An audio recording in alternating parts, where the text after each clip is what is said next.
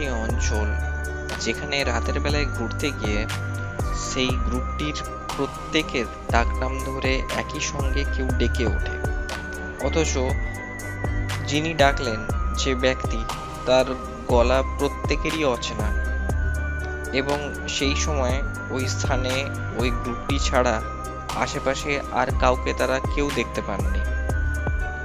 এছাড়াও রেল লাইনের উপর ঘটে যাওয়া একটি ঘটনাও এই এপিসোডে আপনারা শুনতে চলেছেন। এই এপিসোডটি শুরু করবার আগে একটি ওয়ার্নিং দিয়ে রাখছি যে ধূমপান, মদ বা নেশার কোনো জিনিস সেবন স্বাস্থ্যের পক্ষে অত্যন্ত ক্ষতিকর। আপনি শুনছেন টেরর এফএম, আমি অর্পণ আছি আপনাদের সাথে। সবাইকে জানিয়ে রাখি শারদীয়ার প্রীতি ও শুভেচ্ছা এবং আন্তরিক অভিনন্দন। আজকে আমাদের সাথে ছিলেন অর্ণব শীল। ফেসবুকে আমার ওনার সাথে কথা হয় এবং উনি ইন্টারেস্টেড হয়েছিলেন নিজের ঘটনা শেয়ার করতে। তারপর একদিন সময় করে তুলে নিই ওনার সাথে একটি পডকাস্ট। তো যাই হোক, আপনারা কেউ যদি নতুন হন তাহলে প্রতিবারের মতো এবারেও বলবো লাইক ও সাবস্ক্রাইব করে আমাদের চ্যানেলের মেম্বার হয়ে পড়ুন। আর ঘটনা পাঠাতে হলে নিচে ডেসক্রিপশন বক্সে হোয়াটসঅ্যাপ নাম্বার, আমাদের ফেসবুক প্রোফাইলের লিঙ্ক এবং ইনস্টাগ্রাম প্রোফাইলের লিঙ্ক দিয়ে দেওয়া আছে, সরাসরি যোগাযোগ করে ফেলুন। তো শুরু করা যাক আজকের এই terrifying call recording. Tune in and turn up the fear. This is Terror FM. Hello. Hello. হ্যাঁ দাদা, কেমন আছেন? তো ভালো আছি, আপনি কেমন আছেন বলুন?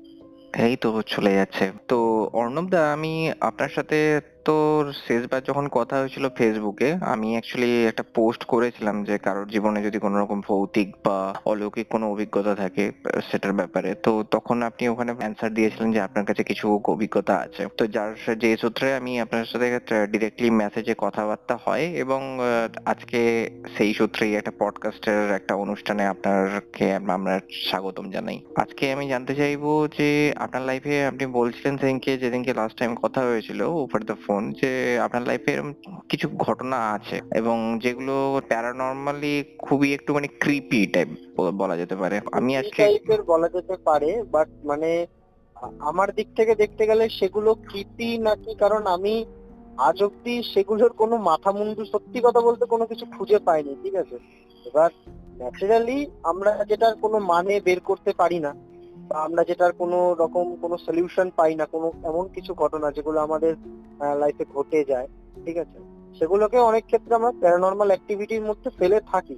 বাট এগুলো মানে আমার কাছে যেগুলো রয়েছে, মানে আমার সঙ্গে যা ঘটেছে বা আমার বন্ধু বান্ধব বা কাছের মানুষের সঙ্গে যা ঘটেছে, যেখানে আমি প্রেজেন্ট ছিলাম, কিছু কিছু জিনিস আমার শোনা, তো সেগুলোকে নির্দ্বিধায় প্যারানর্মাল অ্যাক্টিভিটির মধ্যে ফেলা যায়, এইটুকুনি বলা যেতে পারে, ঠিক আছে? তো এবার আমি প্যারানর্মাল অবশ্যই একবার সেই ঘটনাগুলো আমি ডিটেলসে জানতে চাইবো আজকে, কারণ আমার শ্রোতা বন্ধুরাও তো সেরকম ভাবেই জানতে চাই যে আপনার মানে ডিটেলসে যদি ঘটনাগুলো একটার পর একটা বলেন তাহলে সুবিধা হয়। যতটা পারবেন ডিটেলসে বলার চেষ্টা করুন, তাহলে বেটার হবে। মানে তাহলে আমরা বুঝতে পারবো ঘটনাটার ভয়াবহতা এবং ঘটনাটা কেন এত প্যারানর্মালি ক্রিপি। আচ্ছা, সেটা শোনাই যায়, কিন্তু তার আগে কটা কথা বলে রাখি যে অবশ্যই। আমি সত্যি কথা বলতে নিতান্তই একটা মানুষ বা একটা ছেলে। তো হুম। আমাকে মানে একটা অপরচুনিটি দেওয়ার জন্য মানে অনেক ধন্যবাদ আপনাদের চ্যানেল বলুন বা আপনাকে বলুন, ঠিক আছে? তো তার জন্য মানে আর আপনার চ্যানেলের জন্য অবশ্যই বেস্ট অফ লাক। আপনার চ্যানেলটা আমি দেখছিলামও, সেদিনকে ফলো করছিলাম, সেদিনকে আপনার সাথে কথা হওয়ার পর ভালো ভিডিওগুলো ভালো, আর অস- ঘটনাগুলো যথেষ্ট মানে রোমহর্ষক যেটাকে বলে। যাই হোক, বেশি কথা বাড়াবো না। আমি চেষ্টা করছি কিছু আমরা ঘটনা আমি যতটা। বলতে চাই। বলুন। আচ্ছা, এবার যাই হোক মানে কি বলবো, মানে কিছু ঘটনা আছে, মানে কি অনেক ঘটনাই আছে। এবার কিছু কিছু মানে ইয়ার্কির মধ্যে ফেলা যায়, আবার কিছু কিছু মানে যেগুলো একটুখানি বেশি, বিশেষ করে আমার ভয় লেগেছিল, আমি হুম। সেগুলো আপনার সঙ্গে কিছু এক এক করে শেয়ার করছি। ফার্স্ট অফ অল আমি একটা ঘটনা আমার যেটা এখন আমার প্রথমে মনে পড়ছে, ঠিক আছে? হুম। 2017 কি 18 এরকম একটা মানে কালী পুজোর টাইম।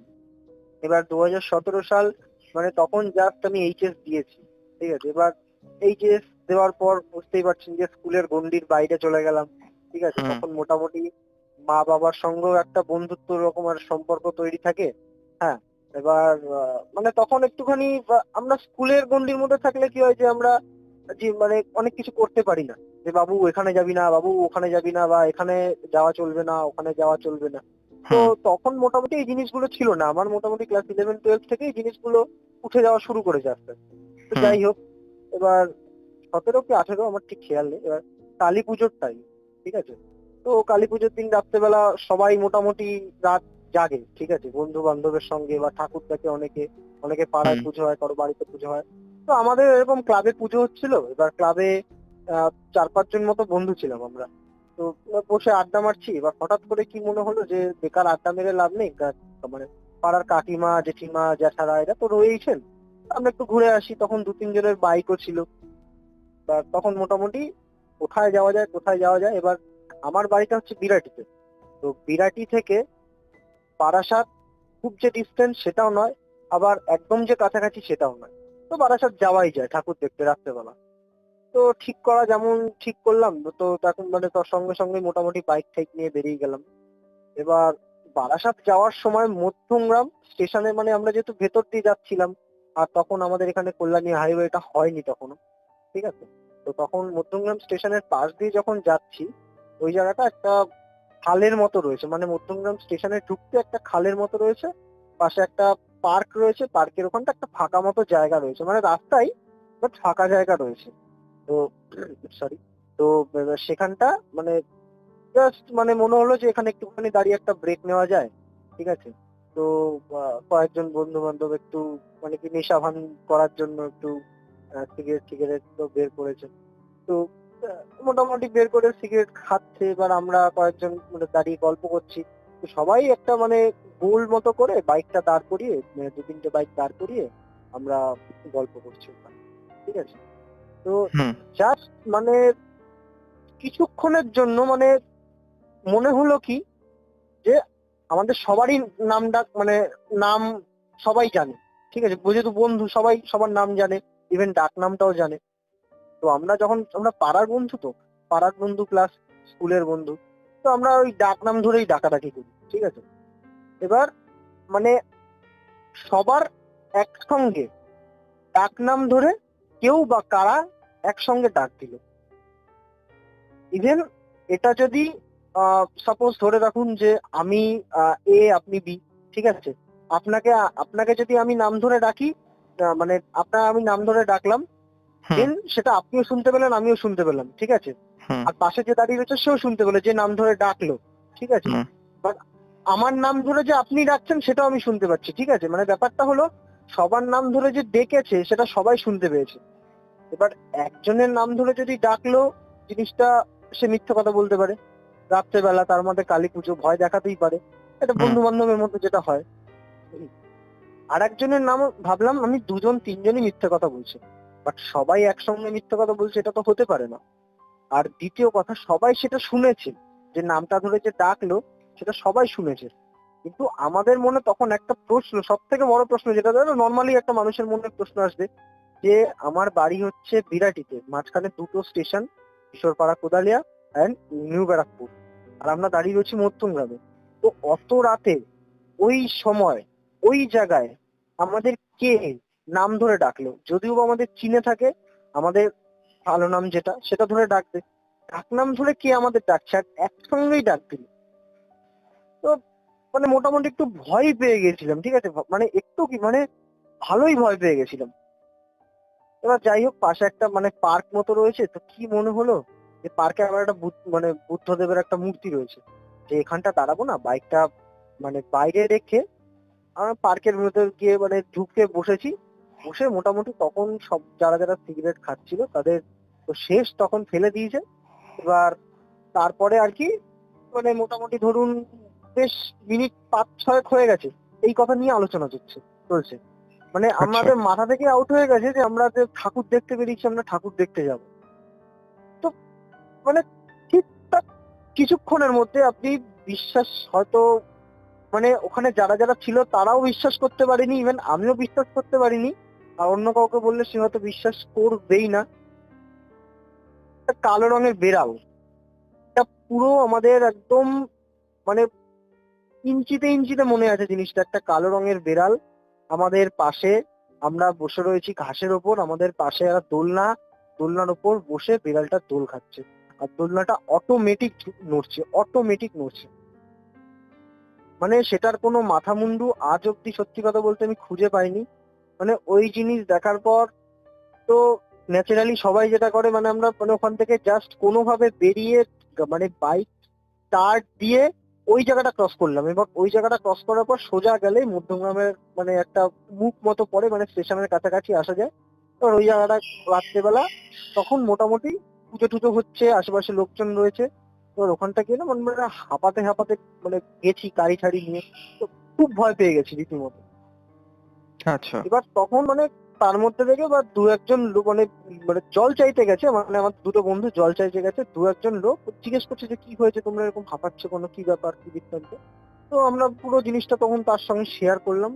তো উনি বললো, বলে কি তোমরা কোথা থেকে এসছো। এবার আমরা বললাম যে বিরাটি এরকম বাড়ি। বলে তোমাদের কি খুব ভাগ্য ভালো যে আজকের দিনে তোমরা বেঁচে গেছো, নয়তো আজকের দিনে ওই জায়গায় তোমরা দেখেছো কাউকে যে ওখান থেকে আসছে বা ওখানে কোনো লোক। বলছি, না ওই জায়গাটা শান্ত পরিবেশ ছিল বলে, নিরিবিলি ছিল বলে আমরা ওখানে দাঁড়িয়েছিলাম।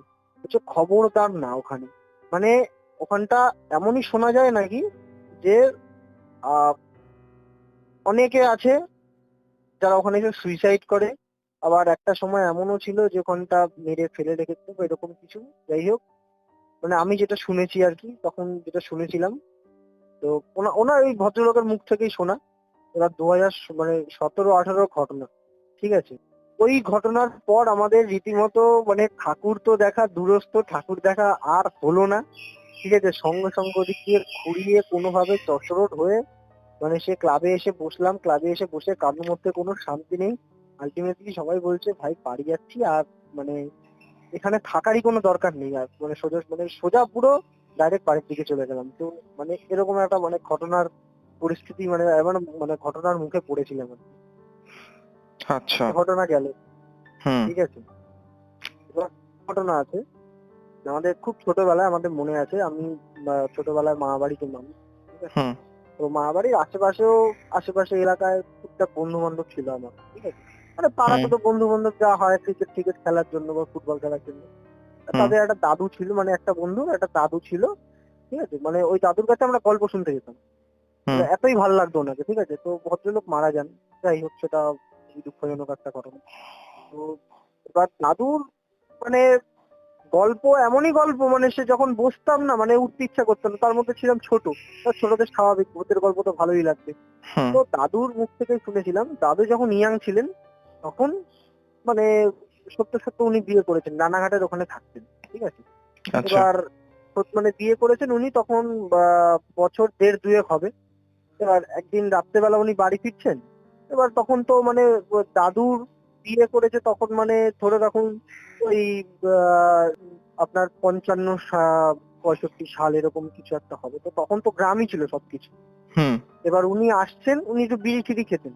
উনি আচ্ছা। আসছেন, এবার ওই রাস্তাটা দিয়ে আসছেন, তখন রাত কটা বাজে। এবার গ্রামে তার মধ্যে শীতকালে, এবার শীতকালে গ্রামের রাতে মোটামুটি 6টা 6:30 বাজলে এখনো দেখা যায় কিছু কিছু গ্রামে যে মানুষ ঘুমিয়ে পড়ে, 6টা 6:30 7টার মধ্যে ঘুমিয়ে পড়ে। হুম।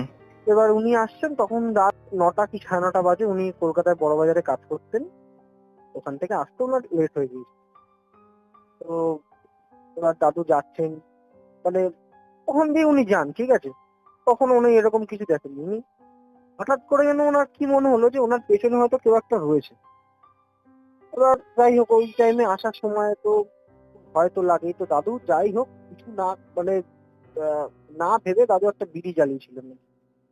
তো বিড়িটা জ্বালানোর পর দাদুর মনে একটু সাহস এসছে, তো দাদু হাঁটতে হাঁটতে এসছে, বেশ অনেকটা এসেছে। আর তারপরও কিছুক্ষণ বাদে যখন বিড়ি নিভে যাচ্ছে তখন মনে হচ্ছে দাদু মানে পেছনে কেউ রয়েছে। এরকম করে করে দাদু 2-3টে বিড়ি জ্বালিয়ে খাওয়া হয়ে গেছে, টানা হয়ে গেছে। তো তারপর আর কি একদম যখন শেষ বিড়ি নেই আর, তখন হুম। দাদু পুরোপুরি ফিল করতে পারছেন যে এবার দাদুর পেছনে কেউ একটা রয়েছে। একদম ডেফিনেটলি 100-এ 100% দাদুর পেছনে কেউ একটা রয়েছে। তো দাদু আর পেছনে ফিরে তাকানোর সাহস করেনি, দাদু দৌড় লাগিয়েছেন। এবার ভয় পেয়ে গেছে উনি তার মধ্যে দৌড়াচ্ছেন, হঠাৎ করে না একটা মানে সামনে কিছু একটা পড়েছে। তো উনি হঠাৎ করে হোঁচট খেয়ে পড়ে গেছে। যাই হোক চোখ খুলে যখন দেখছেন যে একটা বাস, উনি ওখানে দাঁড়িয়ে পড়েছেন। এবার উনি ছোটবেলায় নাকি কার মুখে একটা শুনেছিলেন যে বেশ্য ভূত টাইপের এরকম কোনো ভূত টুত হয়। তো সেটা সত্যি নাকি মিথ্যে আমি জানি না। তো ওটাকে আর কি দাদু ওখানে কি বলবো টয়লেট করে, তো দেন ওই জায়গাটা পেরিয়ে তারপর দাদু যখন আসছেন বেশ খানিকক্ষণ পর, মোটামুটি ধরে রাখুন 10-15 মিনিট বাদে দাদুর মন থেকে মোটামুটি সব চিন্তা ভাবনা একটু একটু করে যেতে শুরু করেছে, না এটাই হয়তো ছিল কারণ। তাই দাদু হুম। হাঁটছেন, হঠাৎ করে কি মনে হলো দাদু পেছন দিকে তাকিয়েছেন।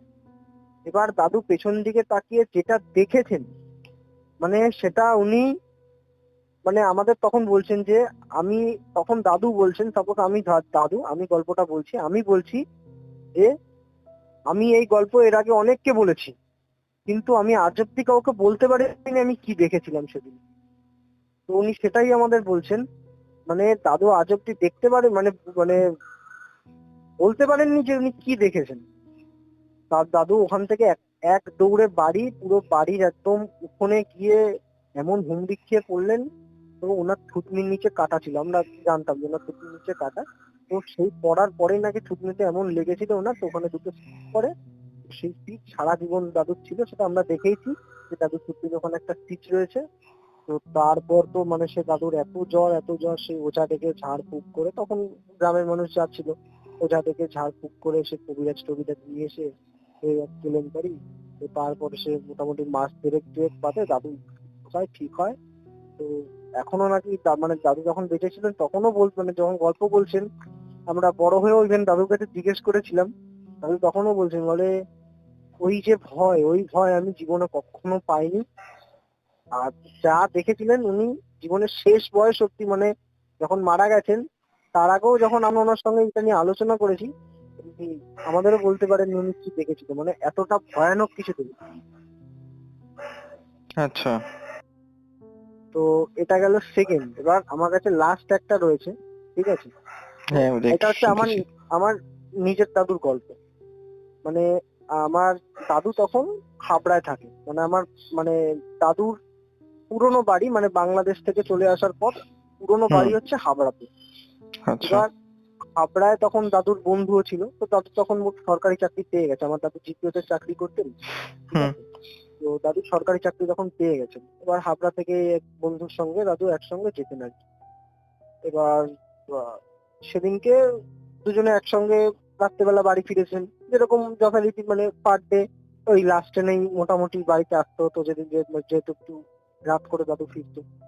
তো এটা আমি হুম। আমার মায়ের মুখে শুনেছি, তখন আমার মা ছোট নাকি। তো আচ্ছা। দাদু রাত করে বাড়ি ফিরছে, এবার দাদু বাড়িতে ফিরে গেছে। তো তারপর নাকি দাদু শুনতে পেয়েছে, মানে শুনেছে, ইভেন কেউ দেখেছে দাদুর সঙ্গে দাদুর যে বন্ধু আসতো একসঙ্গে, হুম। সে নাকি মানে তার মানে রাতারাতি তার ডান পা না বা পা আমার ঠিক খেয়াল নেই, মানে মোটামুটি ধরুন পায়ের যে গিট হয় সেই গিট থেকে হাঁটুর যে মাঝখানটা, হুম। মানে গিট থেকে মানে এই হাঁটুর যে মাঝখানটা, হাঁটুর যে পরের অংশ, যে পায়ের মাঝখানটা মিডিল হুম। পোর্শনটা, বুঝতে ওখান পেরেছি। থেকে শুরু করে পুরো পায়ের নিচ অব্দি কেমন যেন একটা পচন টাইপের ধরে গেছে, মানে কালারই চেঞ্জ হয়ে গেছে পায়ের। এবার সেটা একদিনের মধ্যে কি করে সম্ভব, এক রাতের মধ্যে কি করে সম্ভব সেটা?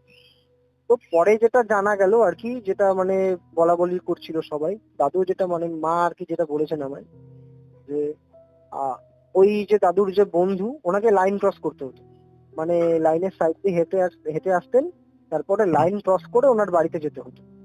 হুম। এবার উনি বরাবরই ওখান দিয়েই যান, ঠিক আছে, কিন্তু হঠাৎ করে ওনার কি মনে হয়েছে উনি একটু আগে দিয়ে যেতে গেছেন। এবার ওই জায়গাটায় নাকি একজন মহিলা মানে আর কি সুইসাইড করেছিল। কিভাবে সুইসাইড করেছিল সেটা আমি বলতে পারবো না, সেটা আমার মাও জানে না। সুইসাইড হুম। যখন করেছিল তখন নাকি মহিলা হা করেছিল, মানে মুখটা খোলা ছিল। আচ্ছা। এবার পরে জিনিসটা জানা যায় যে ওই যে মানে একজন ওঝার কাছে নিয়ে যায়, সে ওঝা বলে যে মহিলা সুইসাইড করেছিল, যে মানে হা করেছে যেহেতু মরেছিল। তো ওই ভদ্রলোক মানে আমার দাদুর যে বন্ধু ছিলেন, উনি ওর মুখের মধ্যে পা দিয়ে দিয়েছেন, মানে হাঁটতে গিয়ে ওনার মুখে পা দিয়ে দিয়েছেন, মানে মহিলা কিন্তু ওখানে নেই, বাট মহিলার আত্মাটা তো ওখানে রয়েছে। তো হুম। হাঁটতে গিয়ে ওই যে মুখটা খোলা ছিল, যেই জায়গাটা মুখটা খোলা অবস্থায় পড়েছিল সেই জায়গাটা নাকি উনি পা দিয়ে দিয়েছেন। আর সে মহিলা নাকি পাটা কামড়ে ধরেছে, ঠিক আছে, পাটা কামড়ে ধরেছে। আর সে পা ও ওই মহিলা যেদিন নিজে থেকে মনে করবে যে আমি পাটা ছাড়বো সেদিনই পাটা ছাড়বেন। তো তারপর আমি আর সত্যি কথা বলতে জানি না ওই ঘটনাটা। তো এখন আমার যেটা মনে হয় আমার দাদু বিগত 10-12 বছর আগে আমার দাদু মারা গেছেন।